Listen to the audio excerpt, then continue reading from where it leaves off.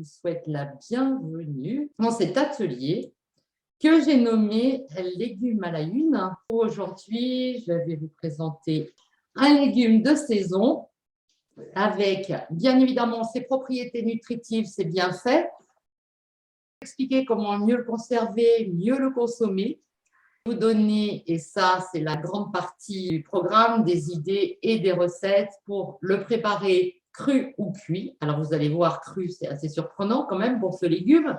Et puis vous aurez en cadeau, pour vous remercier de votre participation, la recette d'un grand chef qui aujourd'hui est William Ledeuil, un chef étoilé parisien que j'admire énormément.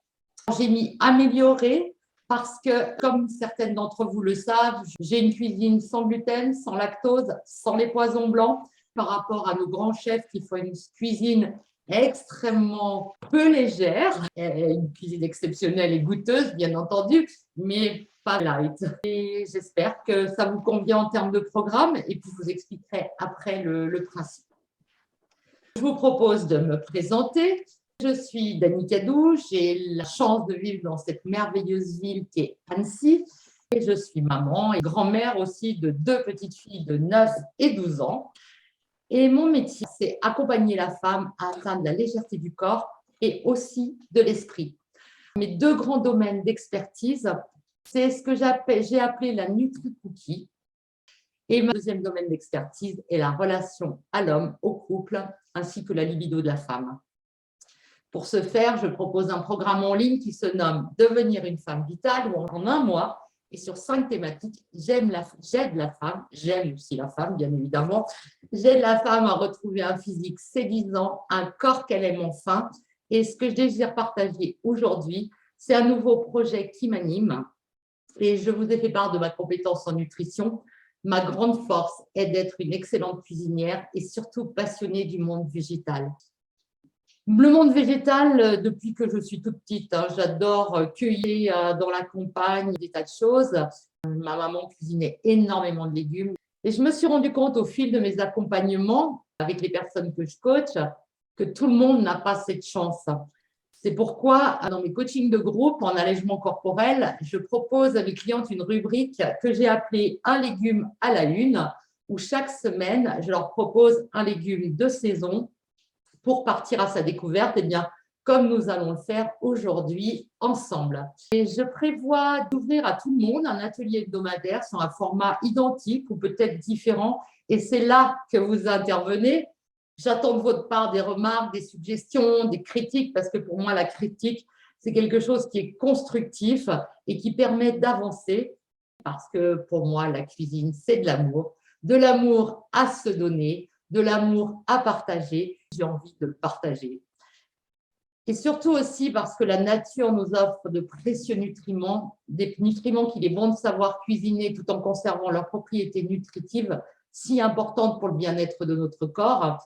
Et une dernière précision, les recettes que je propose sont bien évidemment toutes sans les poisons blancs et sans gluten et sans lactose. En ce qui concerne l'organisation future des ateliers, je n'ai pas encore terminé de préparer mon offre. Vos remarques d'aujourd'hui vont m'être d'une aide précieuse et je vous remercie encore pour votre présence.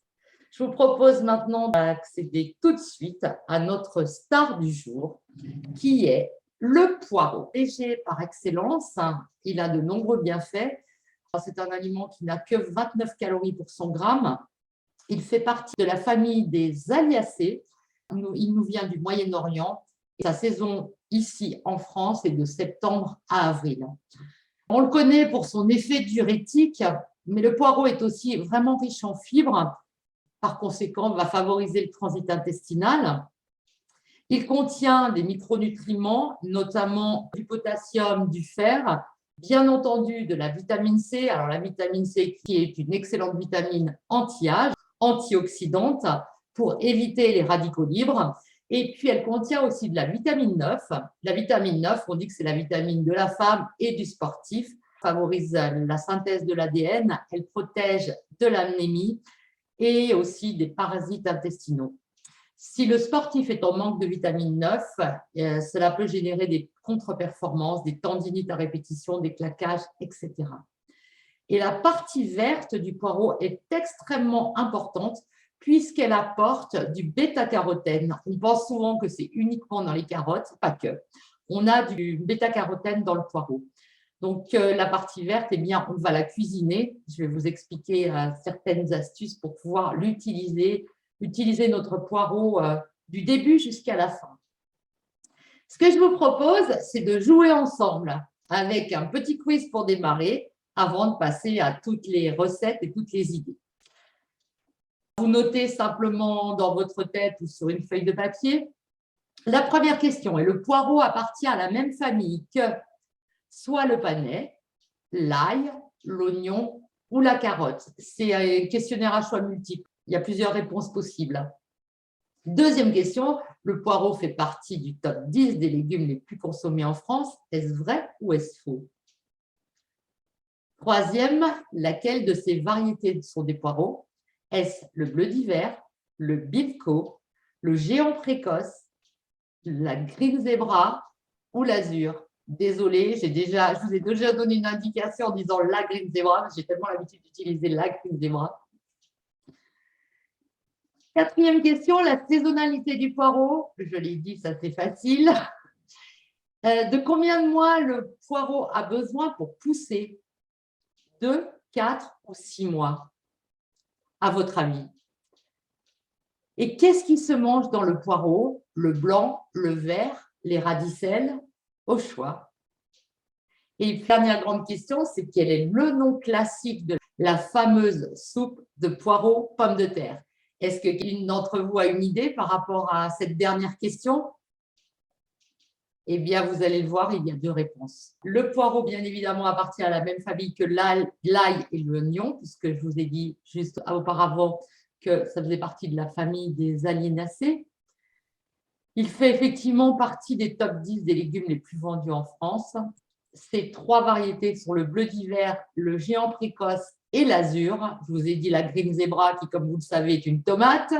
La saisonnalité du poireau chez nous est de novembre à juin. Et un poireau a besoin de pas trop de temps finalement, 4 mois pour pousser. Et ce qui se mange dans le poireau? La totalité. Et on va le voir tout à l'heure, comment manger les radicelles. Ces fameuses radicelles que certains primeurs enlèvent pour vendre leurs poireaux. Et je trouve que c'est dommage. Quel est le nom de la soupe aux pommes de terre? Alors, on l'appelle soupe parmentier. On connaît bien évidemment l'incontournable poireau vinaigrette. Mon petit plus, le poireau va super bien avec l'orange. On ajoute à notre vinaigrette des zestes ou du jus. Zeste et jus aussi, c'est parfait. Et puis, on peut même l'agrémenter à la place du vinaigre. On peut mettre de la sauce soja. Ça lui donne un petit côté exotique. J'ai cuisiné, je ne l'ai pas mis dans la liste parce que j'ai cuisiné il y a peu de temps, peut-être certaines d'entre vous ont vu l'image sur Facebook, des poireaux vinaigrettes en les entourant tout simplement, quand ils étaient tièdes, d'une feuille d'algues nori, donc les feuilles d'algues à sushi. Alors attention, les feuilles d'algues nori, il y a différentes qualités. Achetez-les de toute façon en magasin bio, parce qu'il y a une grosse polémique par rapport à ces algues nori, donc il faut vraiment être vigilante là-dessus.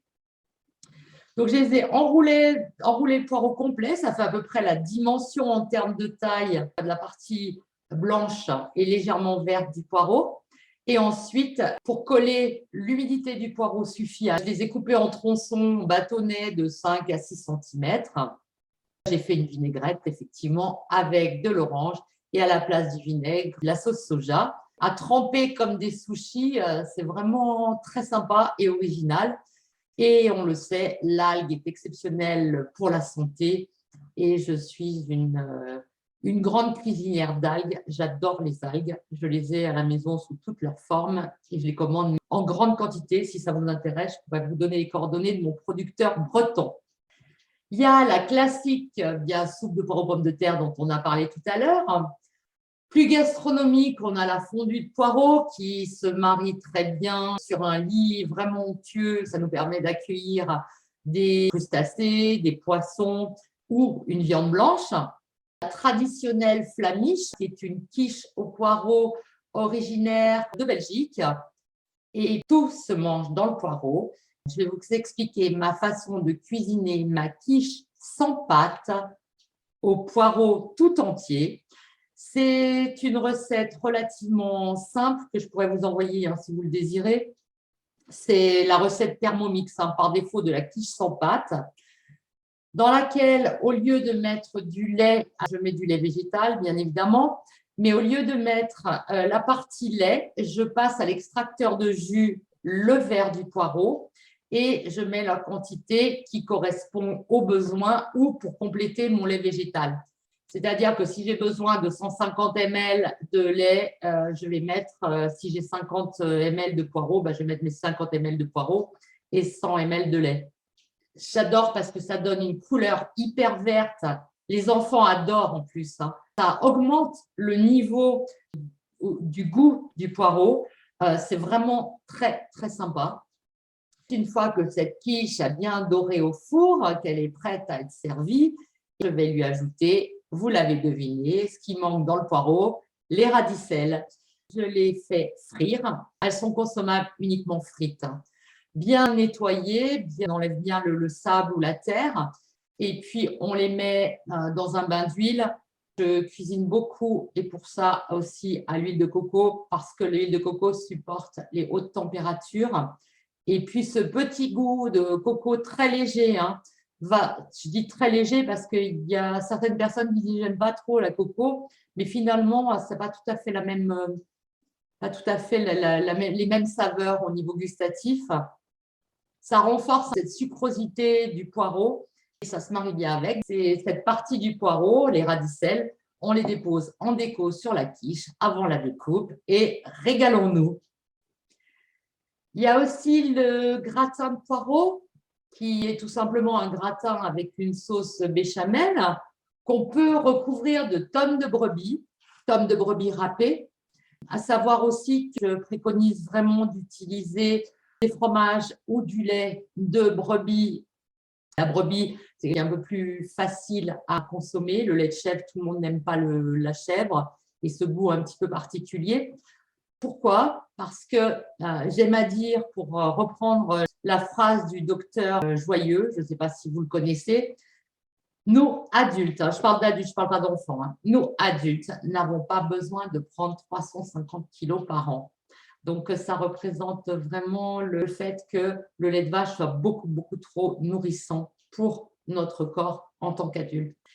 Donc, on va recouvrir le gratin de poireau de cette tome de brebis qui va donner un petit goût sympa et aussi avec des éclats de noisettes, donc des noisettes simplement cassées au pilon pour donner le côté croquant, pour avoir différentes textures dans notre préparation.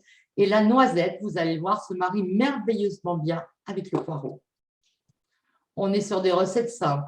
Vert foncé, donc la partie extrémité très haute à partir de la séparation de la tige. Ce vert foncé, on peut le faire en coulis.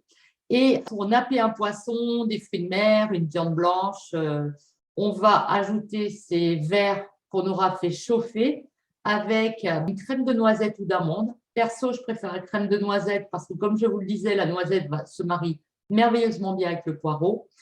Ou pour une saveur un peu plus acidulée, on peut ajouter du yaourt de chèvre ou de brebis, comme on a envie.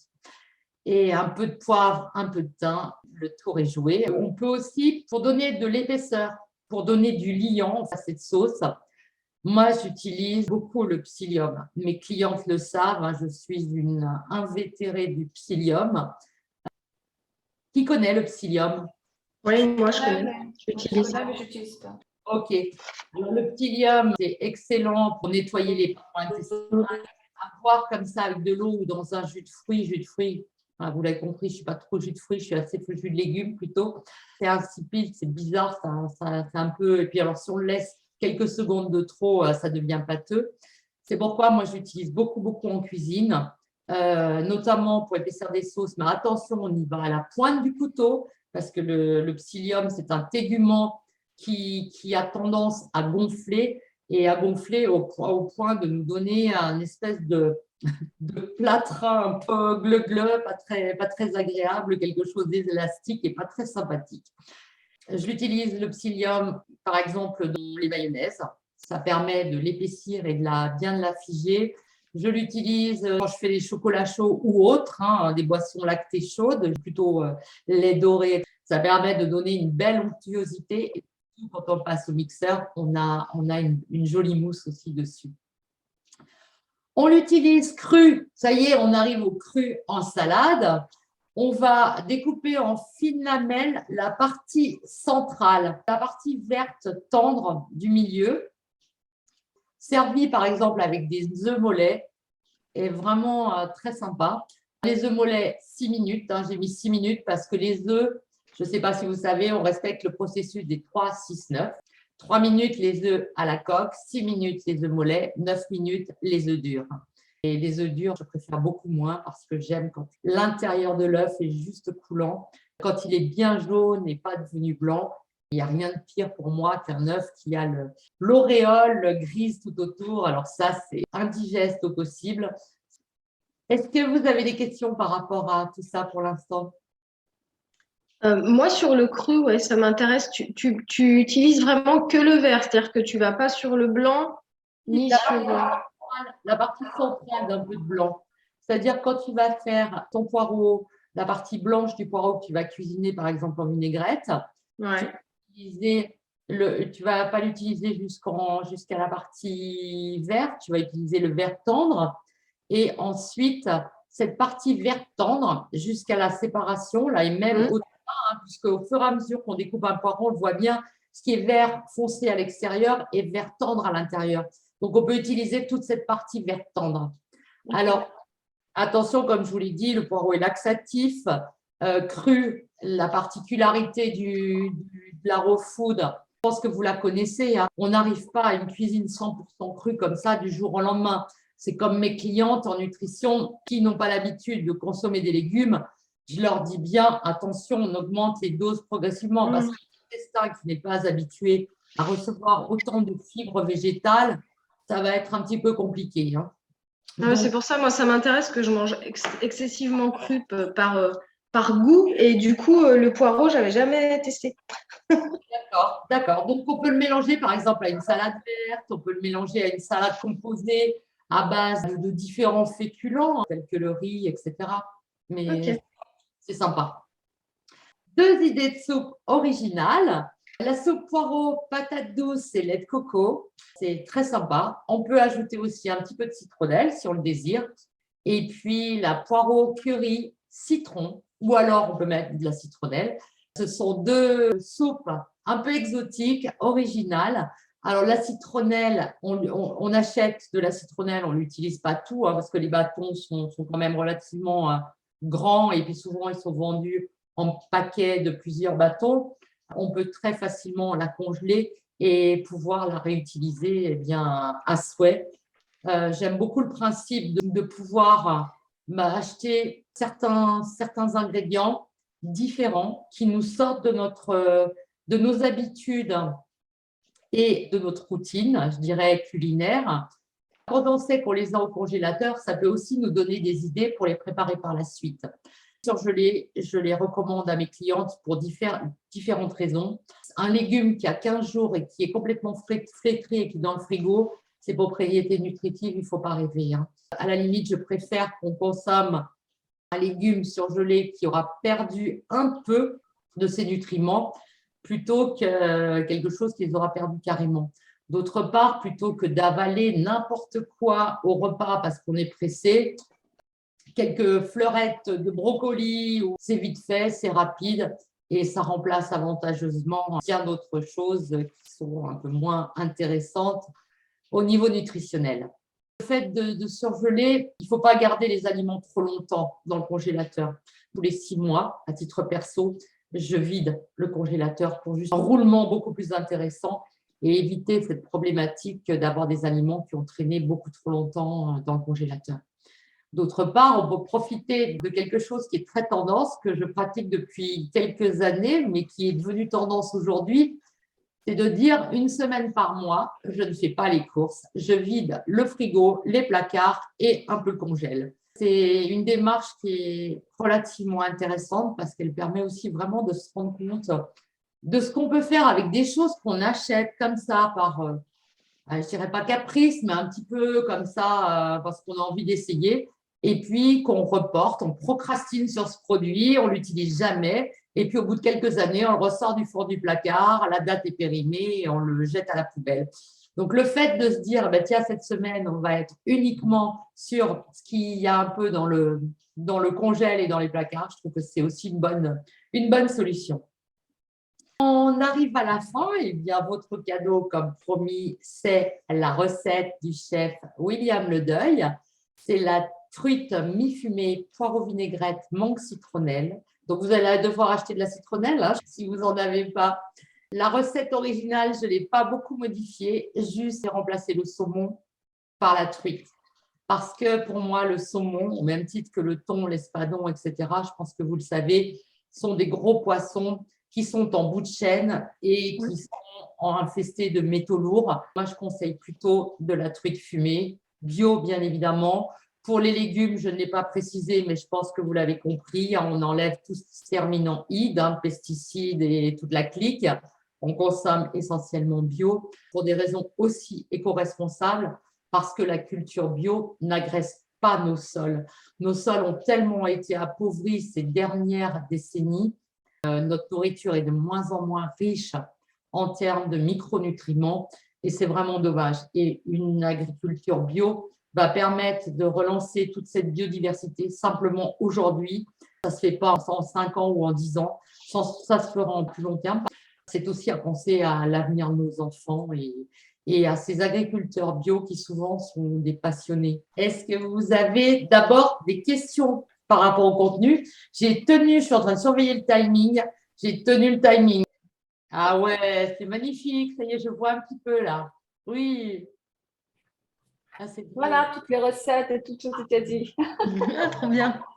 Ah. Si tu veux le photographier, me l'envoyer, ça me ferait vraiment... Avec plaisir, avec plaisir. C'est ton nom, mais je le partagerai parce que ça me touche beaucoup ce genre de choses. Hier soir aussi, j'ai quelqu'un qui a fait quelque chose de spécial. C'est toujours agréable parce que vous l'imaginez, on passe beaucoup de temps à préparer un événement qui dure 30 petites minutes. Et voilà, ça fait plaisir de voir que c'est pas pour rien, c'est pas dans le vent et que ça peut donner des idées et faire plaisir. Merci, merci. Super.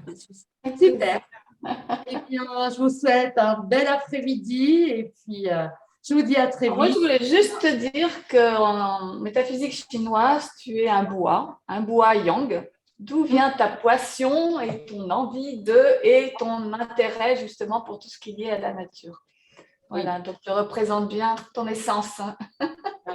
Oui, c'est vrai. Merci beaucoup, Catherine. Voilà. Merci les bonne filles. journée à tous.